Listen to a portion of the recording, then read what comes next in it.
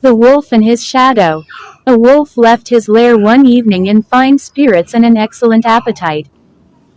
As he ran, the setting sun cast his shadow far out on the ground, and it looked as if the wolf were 100 times bigger than he really was.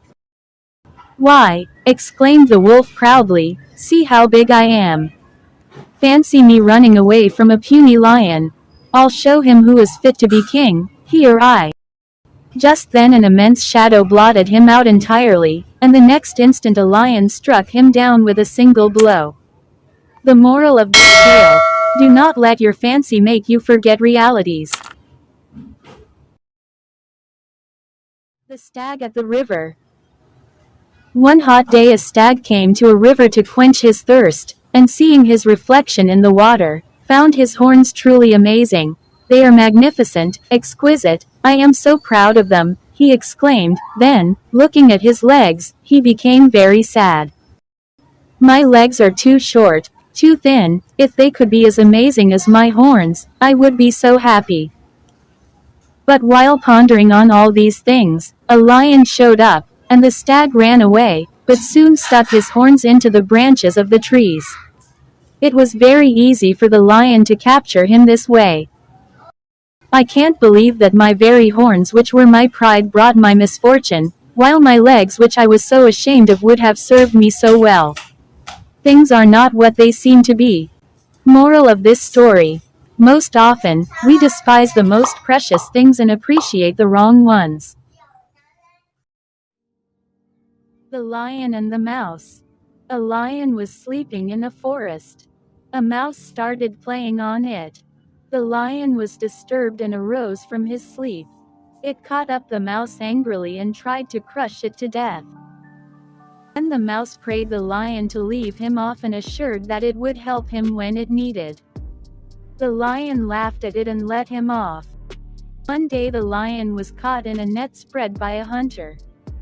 It roared and tried to escape but in vain. The mouse heard the lion's roaring and came there. It started cutting the net with its teeth. The lion escaped and thanked the mouse. Moral: everything has its own value. The Wolf and the Crane. A wolf had been feasting too greedily, and a bone had stuck crosswise in his throat. He could get it neither up nor down, and of course he could not eat a thing. Naturally, that was an awful state of affairs for a greedy wolf. So away he hurried to the crane. He was sure that she, with her long neck and bill, would easily be able to reach the bone and pull it out. "I will reward you very handsomely," said the wolf, "if you pull that bone out for me." The crane, as you can imagine, was very uneasy about putting her head in a wolf's throat. But she was grasping in nature, so she did what the wolf asked her to do. When the wolf felt that the bone was gone, he started to walk away. "But what about my reward?" called the crane anxiously. "What?" snarled the wolf, whirling around. "Haven't you got it? Isn't it enough that I let you take your head out of my mouth without snapping it off? Expect no reward for serving the wicked." The Lion and the Donkey. A donkey and a fox entered into an agreement with a lion. They would help the lion in hunting and each would receive a share of the meat which they got from the hunt. That way, no one would starve. Each of the three animals was given a separate duty. The donkey would be on the lookout for animals to hunt while the fox and the lion would stay hidden. As soon as the donkey spotted an animal, he would bray loudly as a signal.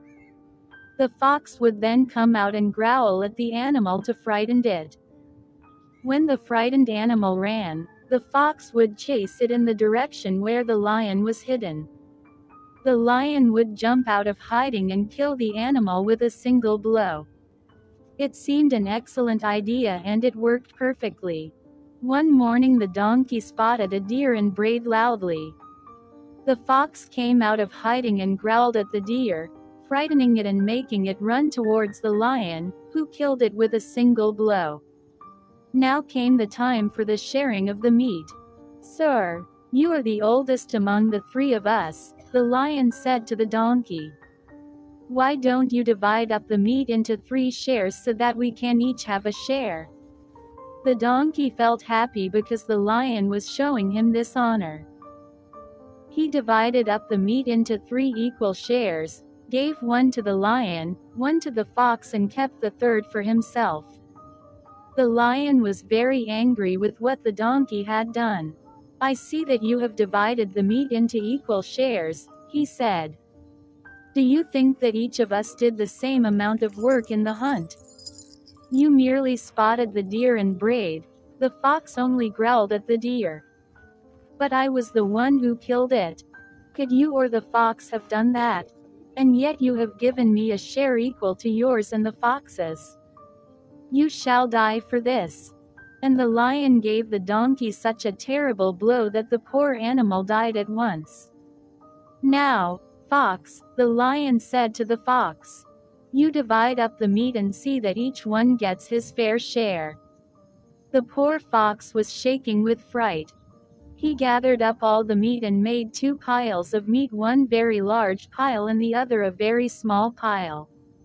"Sir, this is for you," the fox said to the lion, pointing to the large pile. "The other one is for me." "I see that you are wise," the lion said to the fox. "Who taught you the art of division?" "Sir, it was the donkey," said the fox. "I saw what happened to him and learned my lesson." Frog and the Mouse. A young mouse in search of adventure was running along the bank of a pond where lived a frog. When the frog saw the mouse, he swam to the bank and croaked, "Won't you pay me a visit? I can promise you a good time if you do." The mouse did not need much coaxing, for he was very anxious to see the world and everything in it. But though he could swim a little, he did not dare risk going into the pond without some help. The frog had a plan. He tied the mouse's leg to his own with a tough reed. Then into the pond he jumped, dragging his foolish companion with him. The mouse soon had enough of it and wanted to return to shore, but the treacherous frog had other plans. He pulled the mouse down under the water and drowned him. But before he could untie the reed that bound him to the dead mouse, a hawk came sailing over the pond. Seeing the body of the mouse floating on the water, the hawk swooped down, seized the mouse and carried it off, with the frog dangling from its leg. Thus at one swoop he had caught both meat and fish for his dinner. Those who seek to harm others often come to harm themselves through their own deceit. Once a deep stream flowed through a hilly district. A plank of wood served the purpose of a bridge over it. But it was too narrow for 2 to go on it side by side. 2 goats met on it face to face one day. They stood in the middle and looked angrily at each other. "Go back and let me pass first," said one. "No," replied the other, "I will pass first, and you shall go back." There they stood, each determined to fight the matter out. So they lowered their heads and began to push each other. Before long each lost balance and fell down into the stream below. Moral: selfishness leads to destruction. The farmer and his 3 enemies. A wolf, a fox, and a hare happened to be foraging, one evening, in different parts of a farmer's yard. Their first effort was pretty successful, and they returned in safety to their several quarters. However, not so happy as to be unperceived by the farmer's watchful eye, who, placing several kinds of snares, made each of them his prisoner in the next attempt. He first took the hare to task, who confessed she had eaten a few turnip tops, merely to satisfy her hunger, besought him piteously to spare her life, and promised never to enter his grounds again. He then accosted the fox, who, in a fawning, obsequious tone, protested that he came into his premises through no other motive than pure good nature, to restrain the hares and other vermin from the plunder of his corn, and that, whatever evil tongues might say, he had too great a regard both for him and for justice to be in the least capable of any dishonest action. He last of all examined the wolf. What business brought him within the purlieus of a farmer's yard? The wolf very impudently declared that it was with a view of destroying his lambs, to which he had an undoubted right, that the farmer himself was the only felon, who robbed the community of wolves of what was meant to be their proper food. That this, at least, was his opinion, and whatever fate attended him, he should not scruple to risk his life in the pursuit of his lawful prey. The farmer, having heard their pleas, determined the cause in the following manner.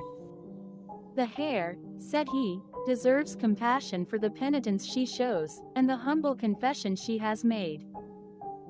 As for the fox and the wolf, let them be hanged together. Their crimes themselves alike deserve it, and are equally heightened by the aggravations of hypocrisy and impudence."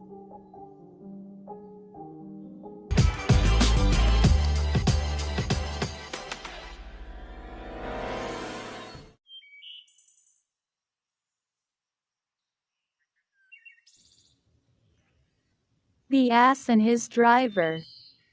An ass was being driven along a road leading down the mountainside, when he suddenly took it into his silly head to choose his own path.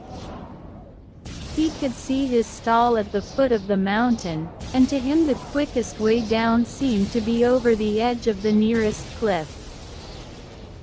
Just as he was about to leap over, his master caught him by the tail and tried to pull him back, but the stubborn ass would not yield and pulled with all his might.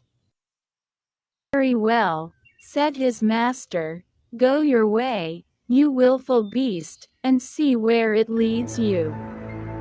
With that he let go, and the foolish ass tumbled head over heels down the mountainside. They who will not listen to reason but stubbornly go their own way against the friendly advice of those who are wiser than they, are on the road to misfortune. Charcoal maker and the cloth cleaner. A charcoal maker invited a cloth cleaner to visit. The cleaner declined because as quickly as he There was once a charcoal burner who lived and worked by himself. A fuller, however, happened to come and settle in the same neighborhood, and the charcoal burner, having made his acquaintance and finding he was an agreeable sort of fellow, asked him if he would come and share his house. "We shall get to know one another better that way," he said, "and, beside, our household expenses will be diminished." The fuller thanked him, but replied, "I couldn't think of it, sir. Why, everything I take such pains to whiten would be blackened in no time by your charcoal."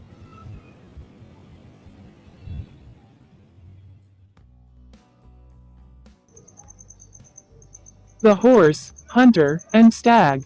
A quarrel had arisen between the horse and the stag, so the horse came to a hunter to ask his help to take revenge on the stag. The hunter agreed, but said, "If you desire to conquer the stag, you must permit me to place this piece of iron between your jaws, so that I may guide you with these reins, and allow this saddle to be placed upon your back so that I may keep steady upon you as we follow after the enemy." The horse agreed to the conditions, and the hunter soon saddled and bridled him. Then with the aid of the hunter the horse soon overcame the stag, and said to the hunter, "Now, get off, and remove those things from my mouth and back." अगर आपने अभी तक हमारा channel subscribe नहीं किया तो अभी subscribe करें और बेल आइकॉन को क्लिक करके हमारी लेटेस्ट वीडियोस के बारे में अपडेट जानें।